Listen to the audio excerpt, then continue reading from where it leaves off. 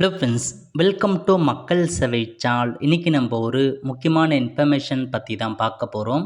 அதாவது நகைக்கடன் வச்சிருப்பவர்களுக்கு reserve bank of India ஒரு அதிர்ச்சியான செய்தியை வெளியிட்டிருக்காங்க. இப்போ இதை பற்றின மொத்த இன்ஃபர்மேஷன் தான் இந்த வீடியோ பார்க்க போகிறோம். இந்த வீடியோ ஸ்கிப் பண்ணாமல் ஃபுல்லாக பாருங்கள். அது மட்டும் அல்ல, இந்த வீடியோ நிறைய பேருக்கு ஷேர் பண்ணுங்க. ஓகே, அதாவது நிறைய பேர் பார்த்தா பேங்க்கில் போயிட்டு ஜொல் லோன் வைப்பீங்க. இப்போ அதில் ரிசர்வ் பேங்க் ஆஃப் இந்தியா ஒரு புதிய விதி அமல்படுத்தியிருக்காங்க. எந்தமான இன்ஃபர்மேஷன் அப்படின்றத இப்போ நம்ம பார்க்கலாம். ஓகே, அதாவது பொதுவாக வங்கிகளில் நகையை அடமானமாக வைத்து பணம் வாங்குவதுதான் நகைக்கடன்.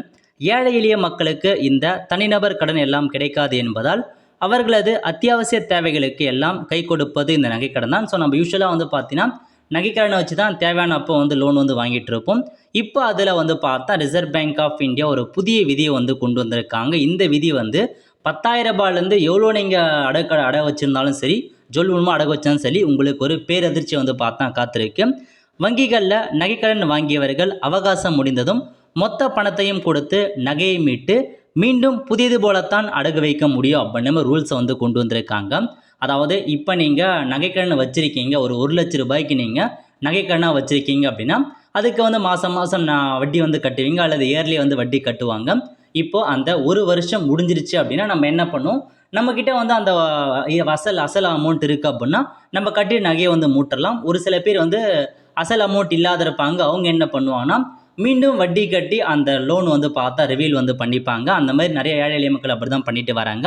பட் இப்போ என்ன சொல்லியிருக்காங்கன்னா, இதுக்கப்புறம் அப்படி பண்ண முடியாது. ஒரு வருஷம் ஆயிடுச்சு அப்படின்னா நீங்கள் மொத்த வட்டியும் கட்டிட்டு அந்த அசல் அமௌண்ட்டை கொடுத்துட்டு நகையை மீட்டுக்கோங்க. மீட்டுக்கு அப்புறம் மறுநாள் தான் நீங்கள் திரும்ப அடகு வைக்கிறதா மறுநாள் நீங்கள் அடகு வச்சுக்கலாம் அப்படின்ற மாதிரி சொல்லியிருக்காங்க. இதான் உங்களுக்கான லேட்டஸ்ட் அப்டேட்.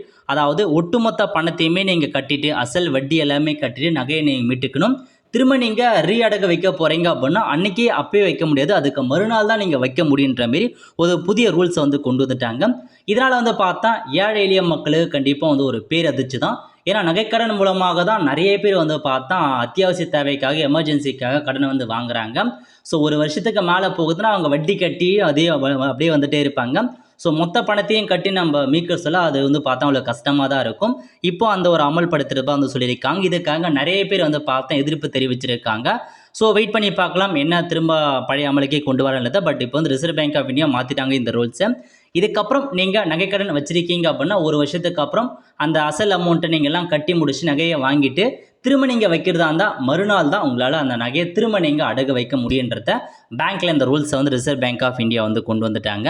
இதுதாங்க உங்களுக்கான இன்ஃபர்மேஷன். ஓகே, ஸோ ஆனால் ஏற்கனவே ஒரு சவரனுக்கு வங்கிகளில் கொடுக்கும் பணம் குறைவு, வங்கிகளில் அதிக நேரம் ஆகும் என ஏழை மக்கள் அடகு கடைகளில் நாடி வந்ததில்லை.